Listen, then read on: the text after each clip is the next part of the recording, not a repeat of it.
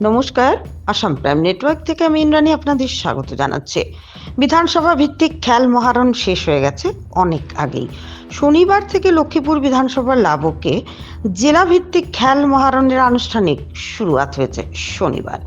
রবিবার উদারবন ডিএনএইচএস স্কুলের মাঠে অনুষ্ঠিত হয় অ্যাথলেটিক মিট। এতে ছিল 17 অনূর্ধ্ব ও 17 ঊর্ধ্বে বালক বালিকাদের 100, 200, 400 মিটার বালক বালিকাদের দৌড় প্রতিযোগিতা। এতে জেলার বিভিন্ন বিধানসভার প্রতিযোগিতায় বিজয়ীরা অংশ নেন।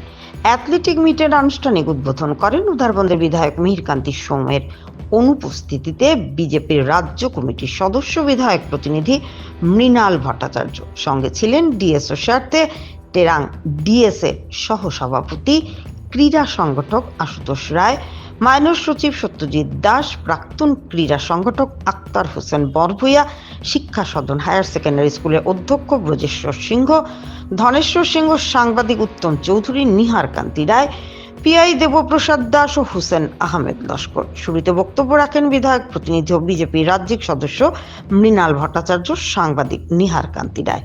পুরস্কার তুলে দেন মুখ্য অতিথি মৃণাল ভট্টাচার্য সহ অন্যান্য অতিথিরা। নিহার কান্তি রায়ের রিপোর্ট, আসাম প্রাইম নেটওয়ার্ক।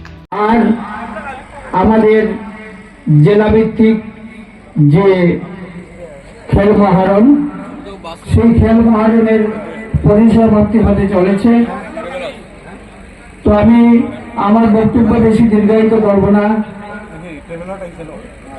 আজকে এই খেল মহারণ আমাদের প্রত্যেকের চিন্তা করতে হবে, এই খেল মহারণ কেন, খেল মহারণটা কেন করা হচ্ছে।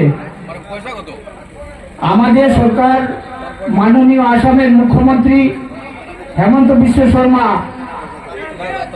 মহাশয়, উনি চিন্তা করলেন যে গ্রাম ভিত্তিক জিপি লেভেল থেকে যেসব জিপি লেভেলে যে সমস্ত ট্যালেন্ট আছে এদেরকে তুলে কিভাবে আনা যায়, আর সেই পরিকল্পনাকে বাস্তব রূপ দিতে গিয়েই আমাদের এই খেল মহারণ যোগ্য।